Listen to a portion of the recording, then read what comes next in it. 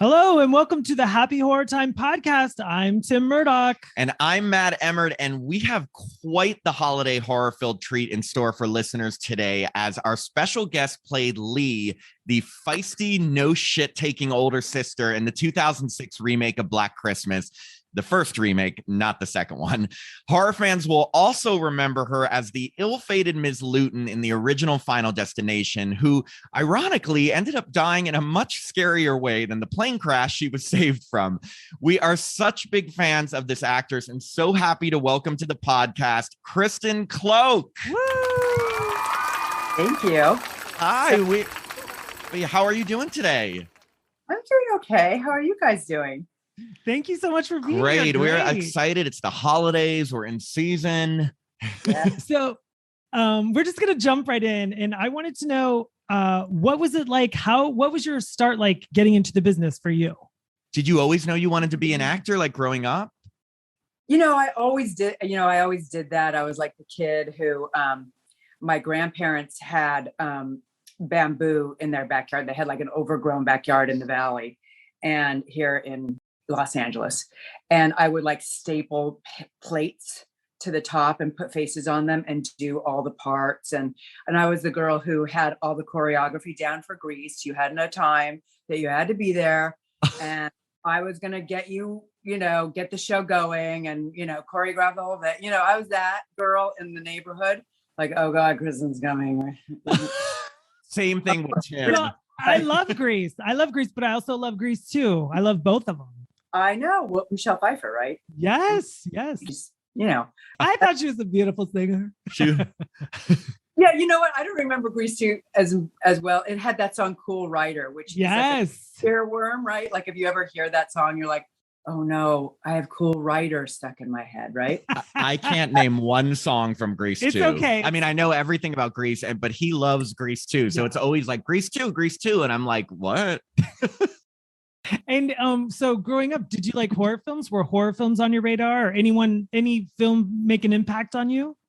I would not, I am not, even though I write horror, I act in horror, I personally am not, I am afraid. And, I am like, I think my thing is like, I'm a total empathizer. So anything that's too, like, I can't watch any Holocaust movies. I can't watch anything about slavery or anything where people are sad or hurt or what, it's not for me. I just can't. It's just too sad and I can't recover. Elephant Man is one of my most favorite movies. But I can only watch it like maybe once every 6 years or something because it's just too devastating, So the Saw movie series is not in your movie library. I have not seen a Saw. What? You're missing out. The original is actually really good, but no, we get that a lot. A lot of people who do horror may not like horror, but I would imagine that being an empathizer makes acting easier though, because you get in your head what you need to portray, or you try to just feel it that way. I would assume, Yeah, that's how I do. I don't know. I don't know that I'm the greatest actress in the world, but I'm fearless and I'm totally I'm willing to go there and just feel the whole thing. I think that's the thing that I bring. And, the rest of it is kind of okay.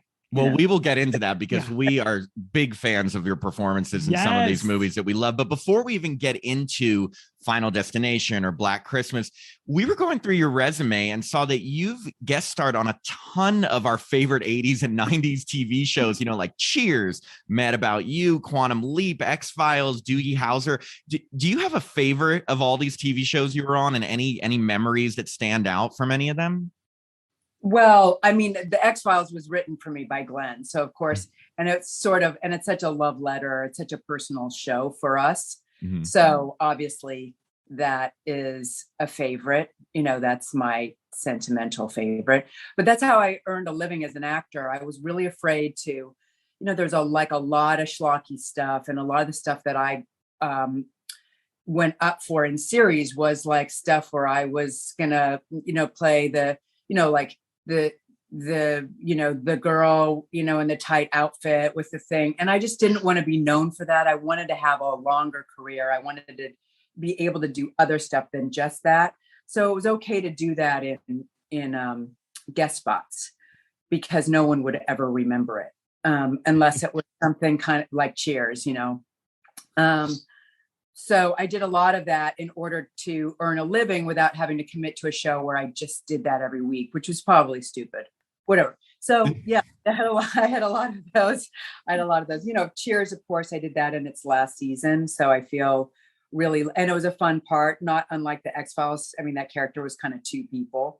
You know, she was one way when she was with Dr. You probably didn't see it. She was one way when she was with Dr. Crane. And then when she got home with her family, she was like she'd completely regressed. Read about the episode though. Haven't seen it, but read about it and knew that it was written. And by the way, for listeners, Kristen's husband is Glenn Morgan, who is a writer, director, producer, wrote and worked on Final Destination, wrote and directed Black Christmas, wrote for the X-Files. I hope I'm describing him correctly, but just in case people didn't know. So yeah, so that X-Files episode was written by him and you were in it. And was it just one episode or was it two in the? I acted in one and wrote one, and I think that's it. I don't know if I did any other. Yeah, I acted in one and wrote one. Yeah. Nice. Well, we also noticed that before Final Destination, you were in a thriller called The Rage, not to be confused with Carrie 2, The Rage, which starred a very interesting cast, Gary Busey. The hot Lorenzo Lamas. Yeah, one of Tim's favorites from Falcon Crest, and Roy Scheider from Jaws. You know, what was that experience like? Can be totally honest. We love honesty on this podcast. Really? Yes. You know, it was probably one of the worst experiences of my career. I was really excited and honored to be amongst those people in a lot like Gary Busey's, you know, these are Oscar-winning actors, you know, which is so, you know, Roy Scheider, Simon Fury, had directed Lady Sings the Blues. You know, I mean, these were like important, interesting people, which is why I did it. And but it was just like the circumstances of like it was like a lot of guys and me, and those are hard. Those are toxic hard. masculinity. It was just like a place for it felt like it was okay, you know. I don't know, I don't really want to get into it, but it was not a great experience. As an actor, it was not the best, but I learned a lot, and it was really interesting. And you know, I feel like now that I look back in my life, I really don't mourn those experiences or feel bad or upset. I mean, I don't know that I love that they live on forever in a film. However, but you know, I learned from it, and it was a really interesting experience, and I take it with me always. That is a very healthy way to look at. It wasn't a great film experience, but it was learning. I feel, you know, anytime I, you know, was cast in something, I was really grateful. No, that's really cool. I mean, so moving on to Final Destination, which by the way made such an impact on me when I saw it as a teenager. It's totally stuck with me to this day. I know that we were talking about, you know, your husband, Glenn Morgan, was one of the writers of the film. So was the role of Valerie Luton written with you in mind, or did you have to go through an entire audition process? Yeah, he wrote it with me in mind, of course. You know, I mean, a lot of the parts that Glenn and I met doing a television series called Space Above and Beyond in the 90s. And that's where we met. And it was just a really successful partnership in a lot of ways. And we have worked together ever since, and all kinds, you know, Glenn and I write together a lot now. And he's always tried to, you know, if it feels like it's not going to be so politically impossible to do, he'll write a part. You know, neither of us want to go through, especially anymore, like a thing where he's fighting for me. So we don't do that. And it's like, okay, fine. So, but it makes it more interesting for him because he knows me and he knows what I can do. And,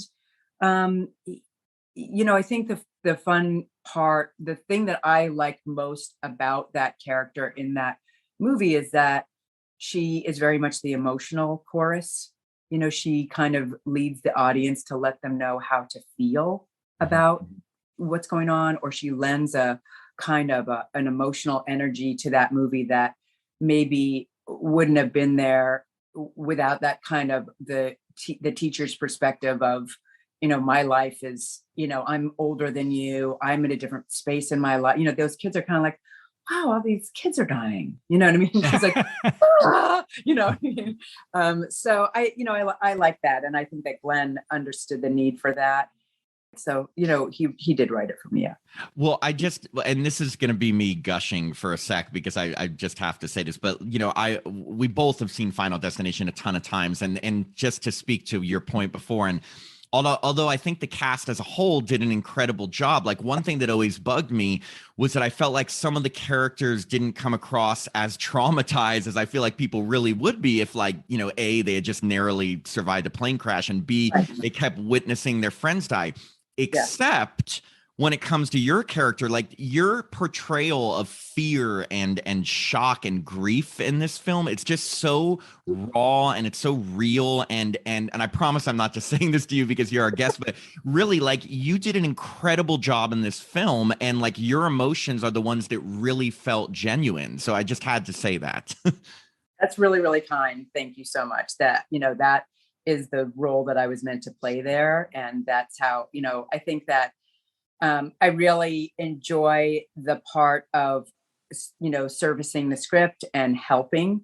I spend most of my time now as a mom of my kids and being a helper. And I think that, and I've really grown so much in that period of my life being a helper.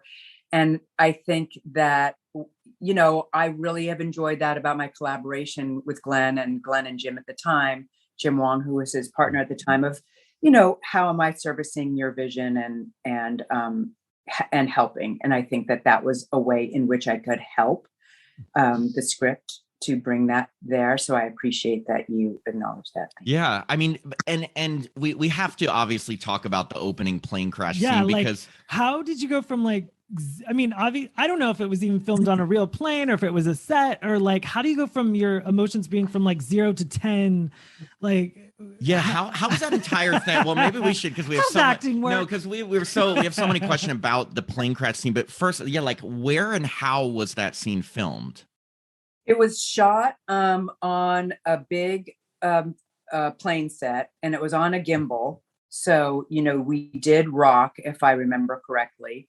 And Glenn did a lot of second unit work on that movie. So a lot of the stuff that creates the tension, like the opening when you're going through Alex's bedroom, and it's the monkey and the blowing, and that's really Glenn. When you see the milk duds or whatever they are go through the aisles, those are all stuff that's like way done later, but those are the tension building things that really go into making the movie. And when Glenn, and it's all in the script, Glenn writes it that way and understands, he's really good at tension, and he understands that those are the things that really have the tension. So all those little things, those cut tos, I think, are part, like when the oxygen masks fall down. So it was a working set in that way. It obviously wasn't filmed in sequence, and some of those things had to come apart. So the part that's very emotional when the stunt girl is, I think that was the thing where she was on a chair and the chair pivoted out. Yes. So it was like, and I'm reaching for her and she's reaching, you know what I mean? And it was, like, okay. And, and then, a lot of that movie was that, like, we talk about the Glenn and I got in a debate about this the other day, not long ago. We remember it differently, but the bus hit is just like, I was told that I had to do that reaction that day because we were going to lose that set, and it was just sort of like blood splatter on the face and react, just like the set designer with a paintbrush, and and then I'm seeing the girl dots blood splatter, so like that's you know, and now, I mean, all those Marvel guys and all, you know, that's why they get paid the big bucks, because you're acting to nothing, you know. Yeah. You're like, okay, and someone's dead. It's just so funny to when you think about the mechanics of a scene like that shot versus the experience of watching it, like especially with the plane crash, because obviously you remember all the little specifics that happen as you were filming it, and we just from viewers, it is just it that scene stuck with me for so long because I was like, wow, this is probably what it would really be like in a plane crash, and everyone is playing it like they're really reacting. So that's why it's just so crazy to think. And you said it wasn't even filmed like in sequence, like they would cut and then film a different part of the crash. Of course, I mean, all of that is just completely little choppy bits, you know, yeah. And then during the time of filming, I mean, I mean, this is such a silly question, but did you take it home with you? And did you get the heebie-jeebies like, oh, I spilled something, I'm going to get electrocuted? No, but that whole scene was filmed. It had to be filmed in a certain amount of sequence, and because I was covered in blood all the time, and I wanted the blood to always match, I kept the blood, you know, so every time that was, you know, Final Destination is an interesting, like, kind of behind the curtain movie because of all the, you know, the technical stunty stuff, which was, I had a tube of blood that came up through my leg. It was strapped to my calf or something, up and then into this prosthetic neck that that was gonna, you know, squirt the blood out when the shard goes in. And so then, you know, in my genius, and I guess is what I had to do in order to make it work. You know, I go like this because you don't want to be able to see, and then blood is gushing through my fingers. Well, now that's continuity. And rather than have 700 people stand around me with a Polaroid going, I think it was like this, you know, I would just keep it on, you know, for the day or whatever it was. I mean, maybe the second day or whatever it was that we did it, we had to do it that way. And a lot of that, me being buried under the floor when I'm dead, and the knives. And well, I was going to say, and just for listeners, just want to review your death scene because it's a doozy. I mean, first your computer explodes and the shard slices your throat open. So first I am freaked out. So I decide to make myself some tea. Yes, right. Yes, that's true. And the water goes into your computer. Yes. Well, I have made the cup hot. The cup is hot. But then I get freaked out because I think I see like the mascot of the school or whatever. So I throw the tea out and I'm like, forget it. I got to have some vodka. Yes. So then I go into the freezer and I get an ice cube and I put it in the hot cup. Yes. And pour in the vodka. Genius. You know, she's not her best self. She's in a bad way. So she, you know, is just like, okay, I'm just going to enjoy my vodka and pack and whatever. So she, you know, goes over, and now but the cup is cracked. Yes. Science, right? Yeah, which leads to I think it drips into the computer explodes, the shards slice your throat open, but then I think your kitchen blows up. Then you're trying to grab the dish towel and the knife block turns over and a knife falls into your chest, and then literally the entire house blows up. Because she dripped vodka. So it's the trail of vodka that follows her into the kitchen, causing it to explode. I know. I'm just like, that's why I'm just like, wow, maybe the plane crash would have been easier for her. It would have been like one and done, right?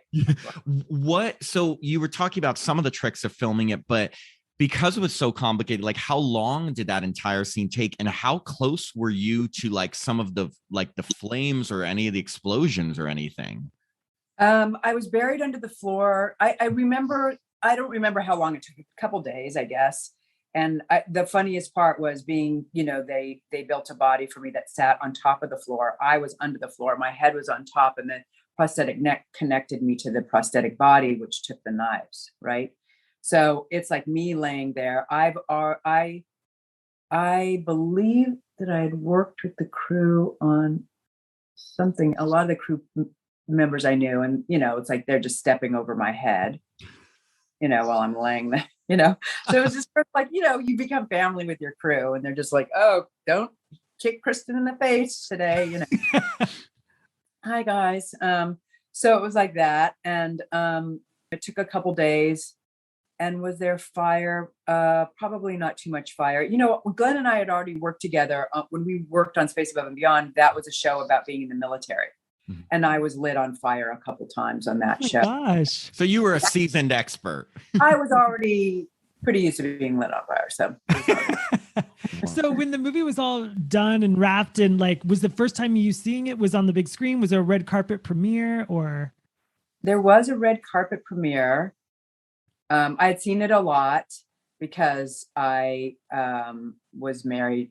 I guess Glenn was married by that time. Yeah, I was married to Glenn. And so I'd seen it a lot. And I had, I was, we would go down and do, meet with the music people and, all that. So I'd seen it. Yeah, I'd seen it a bunch. And the fun part was when it came out, there was this thing where the night it opened, we went around to a few theaters, and we would try to time it so around the bus hit, because that time when there was the bus hit, people raised out of their seat. It was amazing to see. You would stand in the back and woo, they would just jump up. It was like a wave of heads. It was so shocking.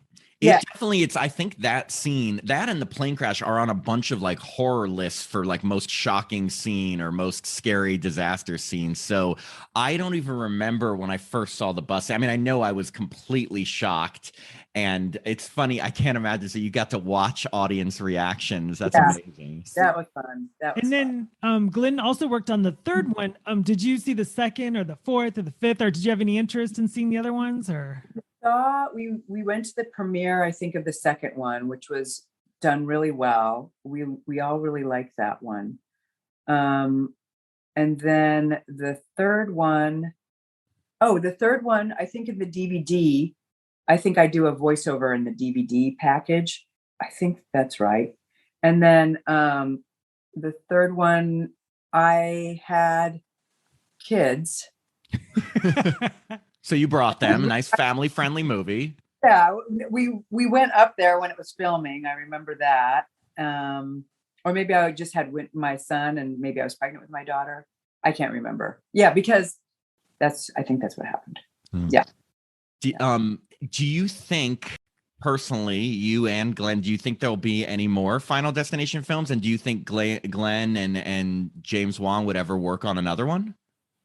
I think they would definitely work on it. I believe there is one being made that Glenn and Jim are not involved in.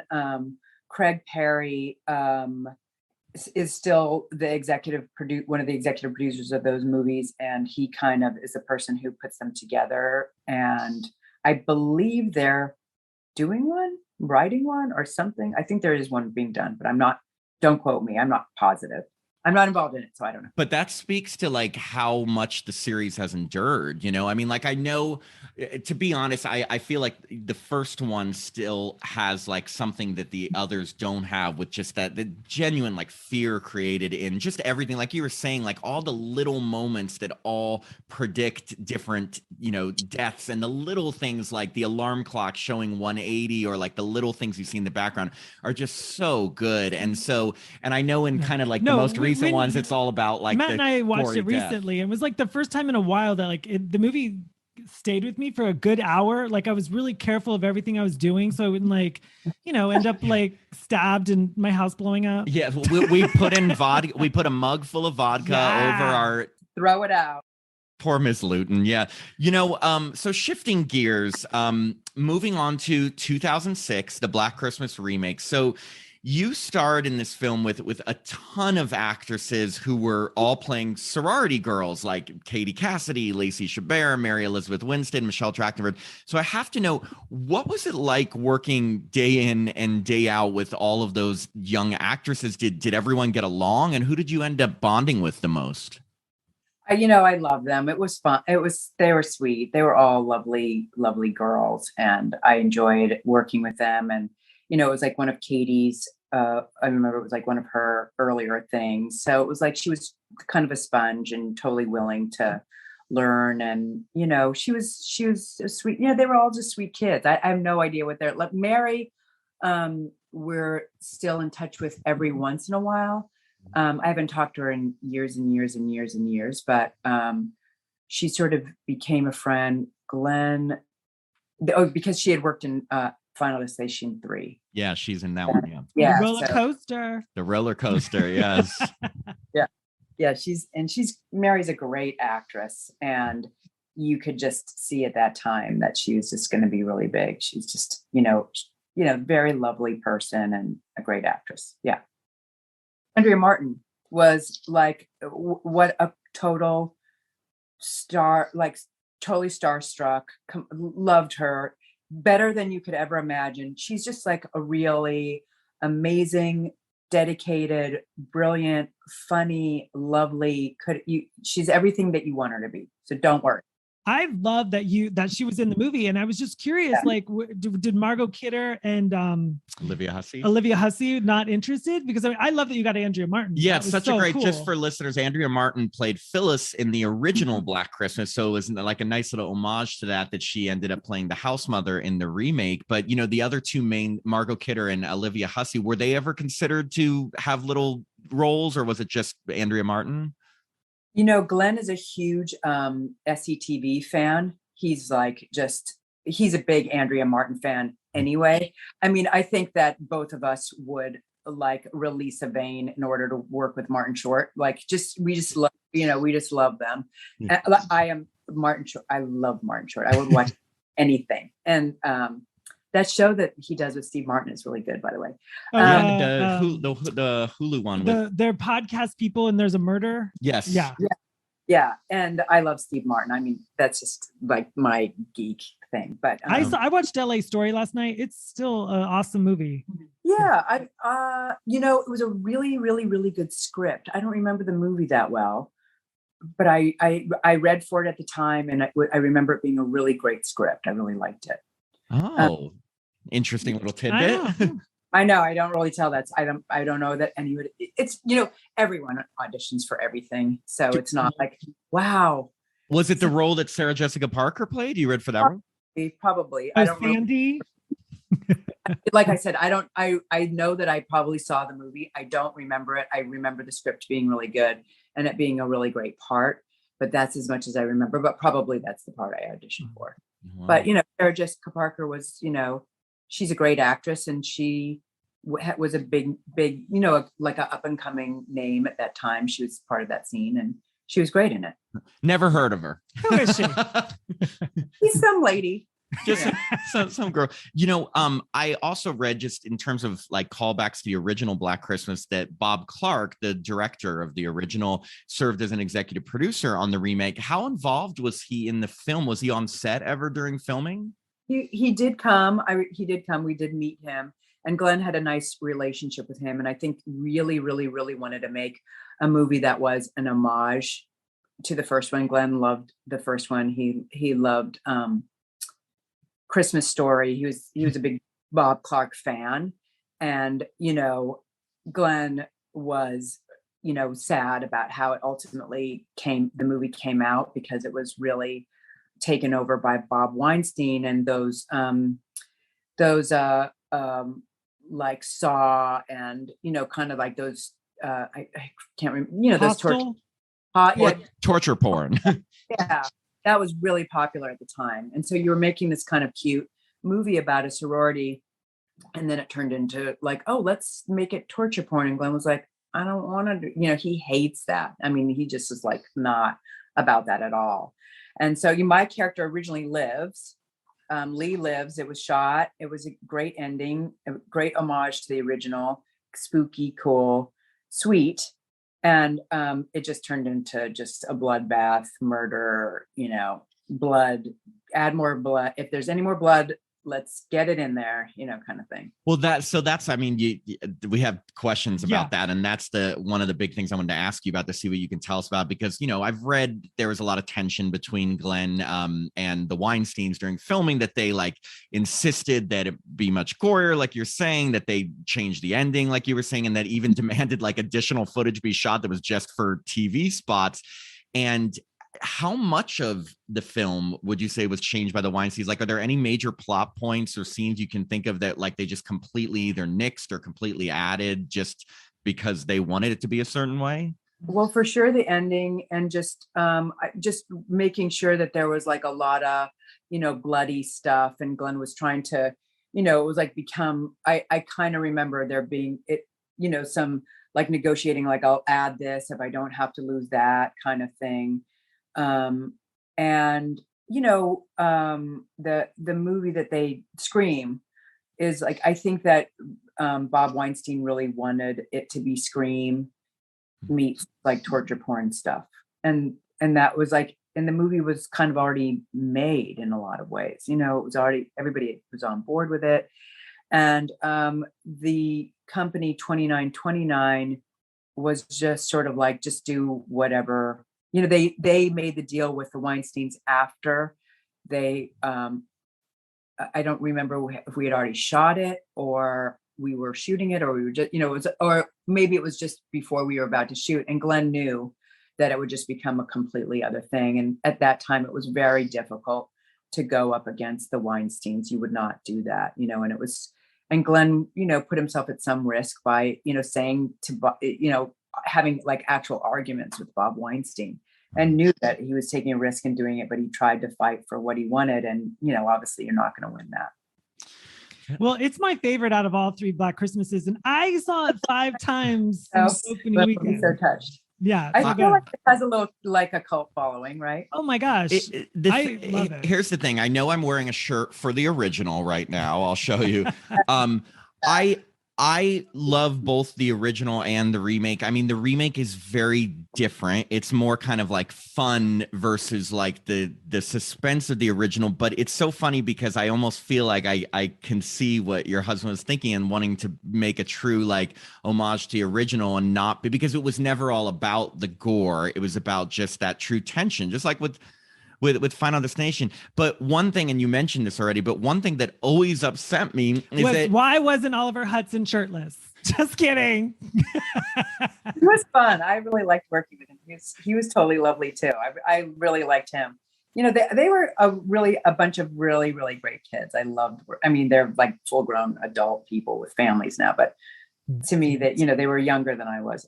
I think most of them. Yeah. I actually wasn't going to say that. No, what I was going to say is that your character, Lee, is so tough and makes it through the entire battle in the sorority house only to be killed in the hospital at the end. And that just always upset me. And, then on the Blu-ray, I saw what you were talking about, the alternate ending where Lee and Kelly are in the hospital together and they get kind of that ambiguous phone call, which is such a callback to the original. So is that what Glenn had intended for the ending to be? Yeah, that was when in the original script, Glenn and I have like a running thing. I rarely live when I work with Glenn, like my character rarely lives. So I was pretty excited to live, but no, I did not. So if you as Kristen, which ending do you prefer? Obviously, would you have preferred Lee to live? Of course. Well, I mean, Glenn and I are very, very close. And so I want whatever, it was his movie, and I wanted him to be able to see his vision through. It's just, there's so many things in movies that I think that, unless you're watching them all the way through, there's so many times, critics are so cruel because they assign a lot of responsibility to directors or writers or actors or whatever. And there's, a collaboration, a great collaboration is one of the greatest things ever. It's magic, but it's kind of rare where you have everybody with a singular vision. And that's why a lot of times some of these directors and writers who are these kind of, tyrants are the ones who really have a better chance of getting their stuff actually on screen. everyone's like, oh, I heard he's really a something, but kind of, you don't blame him because, I mean, and Glenn is not, he's not that person, but it's a fine line because do you fight and lose the movie? Potentially, you're kicked off the movie, someone else edits it and puts it out and it's not your vision, or do you kind of straddle that, you try to fight, but know that you can't be kicked off because then you'll totally lose. So of course I want what Glenn wants. And it's just sad. It's just hard and sad to see somebody, who kind of, as he calls it, went to film jail after that, because his movie was sort of taken away from him and something was done. The good news is that no one really has to fight with the Weinsteins anymore. So right. It's true. I mean, it is true.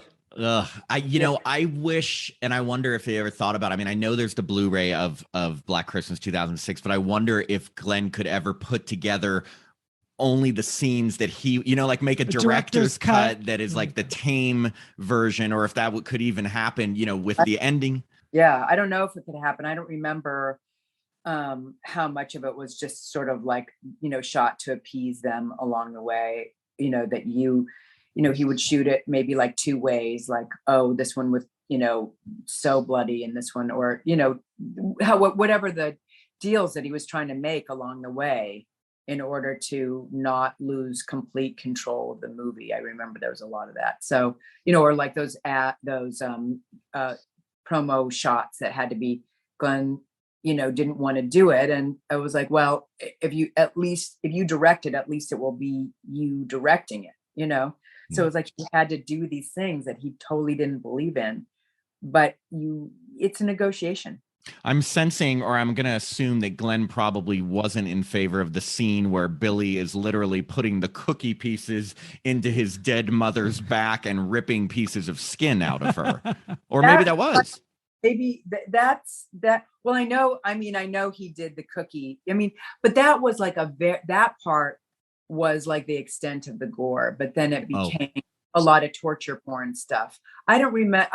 He did write that because I remember him doing the thing, you're my cookie, which Karen, she is so great. She's great in everything she does. I don't know if you guys are X-Files fans, but she is Ma Peacock, the one with the three freak brothers who have their mother buried under the bed. Okay. That's Karen Carnival. She's she's in Big Sky right now, right?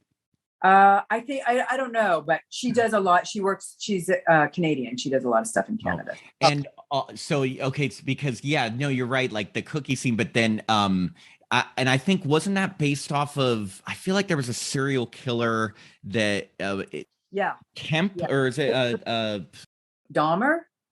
I mean, I guess all of them, but I mean, there was some really free, because I was reading about that there was a serial killer, I think, that took pieces of skin. I was going to ask you, what is your favorite scene in the overall movie, and what's your favorite scene, like filming?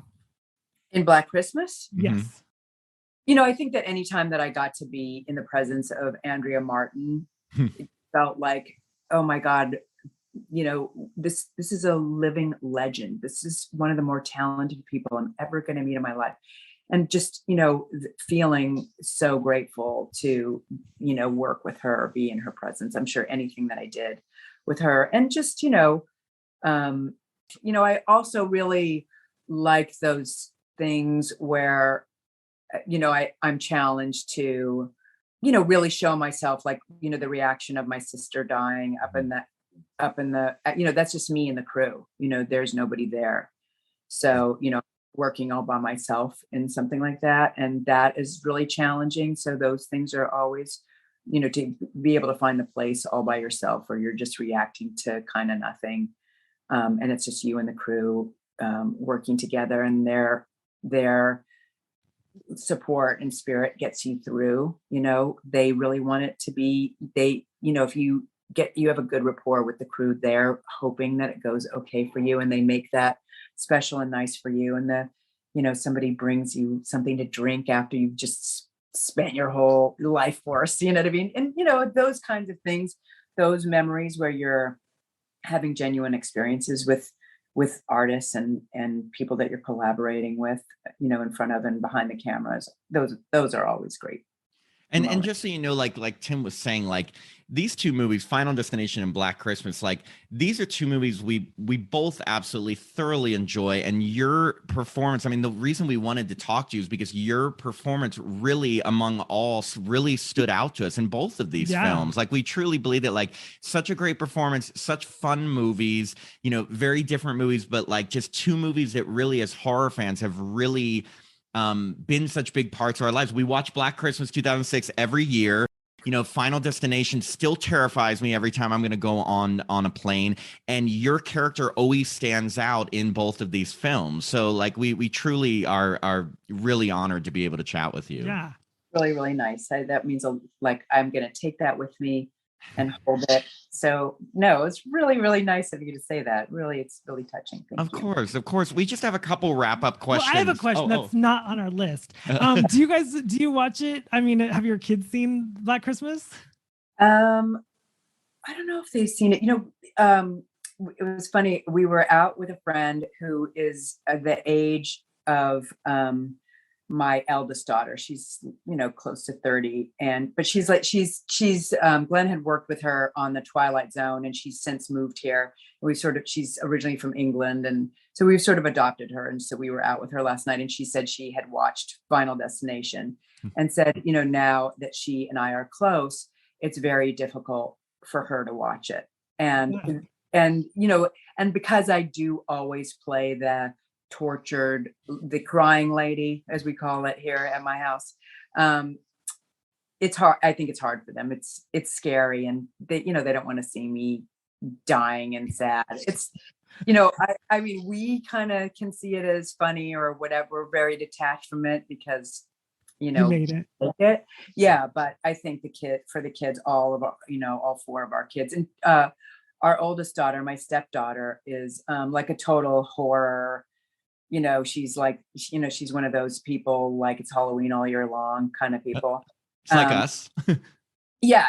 You would love Chelsea. She's like queen of all that stuff. Hi, Chelsea. Hi, Chelsea. And her husband, Max, they are like, their Christmas tree is decorated like Halloween. They're Halloween people. Even for her, I think. And she was there. She was a little kid when I was buried under the floor in Final Destination. They came and saw it, and they saw, they saw every step of it. And still, I think it's kind of weird for them. I can imagine that. I'm trying to think of like watching like a parent or relative. A little different. Well, like we were saying, just a few wrap-up questions. Have you ever attended a horror convention? And if not, would you ever be open to doing so? It's so funny. I have said recently, I did not do it before. First of all, I am not completely comfortable with, like, I so appreciate that you guys wanted to talk to me and that you were interested in me, but I don't relate to myself. This part of doing it, and since I don't do it as much anymore, is very difficult for me. I don't, and I love people and I'm interested in meeting people. I'm not wholly comfortable with that exchange. So I've always kind of avoided it, but maybe I'm so far away from it now, like I'm a little bit more interested in possibly doing it. Maybe because it's just somebody who was a little, the person who made those movies is a little bit far away from who I am now. So maybe I have a better perspective on it. And, No, it makes sense. I am still working on it, but yes, I would definitely. I will say this, not just because we are two of the fans. A lot of the horror stars we've spoken to told us that before they ever went to their first convention, they had some trepidations. It's like, oh, are these guys, they're all into horror? Are they creepy? Are they weird and stuff? And they said that going to the convention mean these people were some of like the nicest, most loving, supportive people. They're lovely people. It's not them. You know what I mean? I don't feel like, it's like this thing where I am set, like, I feel like I am them. You know what I mean? So I think that's the part that's weird. Like, well, yeah, let's all just be, what I mean? I don't know. I guess, I know that sounds stupid and weird and maybe like, I don't know, made up, but it's totally not made up. I really do genuinely feel like funny about that. It's I think one of the things that's really kept me from success, actually. No. You're in our favorite movies. Yeah. Do you keep in contact with anyone from Final Destination or Black Christmas overall? I mean, besides Mary Elizabeth. Yeah, I think you mentioned Mary Elizabeth. Anybody from Final Destination or any from Black Christmas that you still talk to? Not really. I mean, we had friends, I guess, in the cast. Glenn works a lot in Vancouver, and a lot of the people who are the crew members on those movies are crew members on almost everything that Glenn ever works on. We have a big film family in Canada, that we worked with. So even though not a lot of the cast as much, but crew for sure. Especially with Glenn's relationship with them. Well, if you want to see Lacey Chabert, you can turn on the Hallmark channel because she's always in Christmas movies on there. A lot of those kids were like seasoned pros. I mean, they were like really, Lacey and Michelle Trachtenberg, they've been acting since they were 4 seconds old. So, they're all like, oh, honey, come on. They made Andrea Martin seem like just born. Had been working for so long. So, yeah. I know. Well, I know Michelle Trachtenberg had been on Buffy, and then Lacey Chabert had been in Party of Five. But it's so funny now to go back and watch Black Christmas because, especially like Lacey is in these like wholesome Hallmark Christmas movies. She is. She's a very she is that person. I remember that. I mean, I don't know her, but that was my impression of her. Just very sweet, very wholesome. Very Party of Five. Sweet. And would you ever consider making another horror film? Absolutely. Yeah. I mean, Glenn is a big horror guy. I mean, I write them, and I would, yes, of course I would do. Yes. Awesome. Yeah, no, that makes us very happy. So we have one final question for you, and we ask this to everyone that we have on the podcast. It puts you on the spot a little bit, but would love to hear your answer for this. What is one thing that you can tell us about your experience either working on, I guess, Final Destination or Black Christmas that you've never told any other interviewer, publication, your children, or that you've never told on a special feature Blu-ray? Just one thing maybe about your experience either working on Final Destination or Black Christmas that you've never told before. I don't do a lot of these, so it's very possible. Like I really, I'm shy about doing them. Well, thank you. That makes us feel very honored. We appreciate it. No, I definitely listen to the funny thing is your podcast. Like I had a lot of the guests I know, but not from acting. Like I know them from like acting class or one of the, like I know them personally, which is funny. Like I was like, oh, I know that person. I know that person. That was fun. That's such a hard question. I should have thought about that. You guys should have told me to think about it. Like Devon Sawa was intolerable. Just kidding. No. Lacey needed jelly beans at 5 o'clock. No.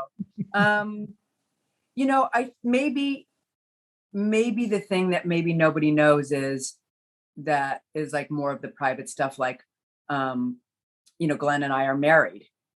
So that has a big dynamic always, because we're like, collaborators, but we're also husband and wife. We're really close to one another. So, definitely. And Black Christmas was the first time that Glenn had ever directed me outside of like second unit stuff. So there were definitely times during it when we were like, pulled off in a corner, like, no, I'm not doing it. What I mean? Like this, we would have like little arguments on set. Glenn's not arguing with any other actor. He's not arguing with somebody. Not with Agnes? Well, Dean Friss was, you probably know that. He was the focus puller. And Glenn and Dean are still really great friends. But randomly, what we forgot to ask this, but what was, or do you know why Glenn decided I want to use a male actor to play the female role, or was there a specific reason? We were working on something, and Dean was reloading the film. I can't remember what it was. And Dean's face was in the camera, and Glenn was like, "That is a face," and he wrote that part for Dean. Oh, wow. I mean, he's terrifying. That's who he had in mind when he wrote Agnes. Like that face is so special. He really is so, like, you've never seen a human being that looks like that. And he was, he was also in one of Glenn's X-Files, I think, the last season 11. Dean played a part, but Dean's a great actor. He's the loveliest, most mild. You've never met a more mild, calm, lovely person. And he's great. But Glenn he's Glenn's muse. So when he was holding you and snapped your neck in Black Christmas, you felt totally comfortable. And does he eat eyeballs? I'm going to ask him when we get off this podcast. I'm going to call him right away and be like, "Hey, Dean, quick question." No. Wow. No, that's so I'm thinking about what the dynamic of like having the director as your husband, because it's like, if he directs you in a way you don't agree with, like, do you take it home and at dinner, you're like, I really didn't appreciate that. No, like he's the director that I'm like, no, I'm not. No, that's not right. I'll argue with him because that's our, that's our comfort. I can say to him, I don't agree with that, or I do not, I want like a typical thing that happens between Glenn and I is he'll write something and I'm like, I don't think I can say it this way. I want to change this line. I'm not sure about it. No. And Glenn will be annoyed with me, and I know he's going to be annoyed with me, and I will try to come up with something better. And by the time I get to the set and we've had an argument about it and whatever, and I go to say it, and it's always the way that Glenn wrote it, that's a typical argument for us because I got it. Like by the time you get there, you get it. And it's humiliating because I had to fight with him and be wrong, but I think that's our tidbit, right? That's there. A good one. That's a good one. I like that. Yeah. And I'm usually never wrong. So it's very... Well, and especially you're a writer yourself, so I can see you be like, no, this line is better. No, this line. Yeah, but by the time you get there, if you're really doing it right, you realize. But at first, you're like, this is crunchy to say. This feels weird. This is just like not flying. I feel like there's something a little bit more natural to say. But by the time you get there, if you do it right, it's the most right thing. And that has happened a few times. Glenn thinks that's incredible. He loves that part. That's his favorite thing. Yeah. Well, look, Kristen, like I said, we are so happy to have had you on the podcast today. Really, we totally made our day. We were so excited to talk to you. But again, thank you so much for taking the time. So I hope this is still recording. You guys are so lovely. And I listened to your other podcast. You totally put people at ease. You're very talented people. You are perfect for this job. I'm totally, you're lovely and funny and smart, and you make people feel really comfortable. And this was really comfortable. I was terrified to do it, and I'm totally happy. It was a great, however long it was, it flew by. Oh, that means so much. Wow. You just made our year. You literally made our year with that comment. So thank you. We made each other's year today. We should end because fun is almost over. We don't want to fuck it up. Yeah, let's keep it at the high with there. No, thank you so much. Seriously, we will definitely be in touch when the episode comes. I'll email you when the episode comes up. But thank you again for taking the time. We really appreciate it. Yeah. Thank you guys for asking me. I'm very honored. Thank you. Okay, well, take care. Have a great rest of your day. Yeah. Bye. Bye. Bye.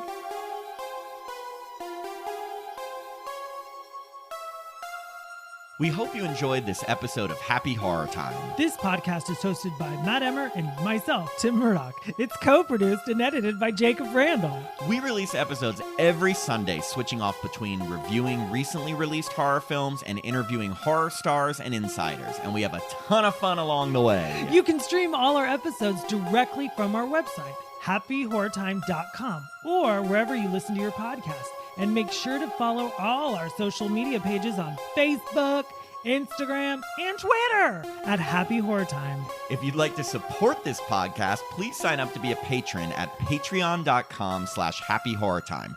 Patrons get access to our growing library of bonus episodes where we discuss older horror films, look back at popular franchises, and all kinds of fun horror stuff. And if you'd like to contact us, send us an email at happyhorrortime@gmail.com. We love hearing from our listeners. I'm Matt Emmert. And I'm Tim Murdoch. And we hope you have a happy horror time.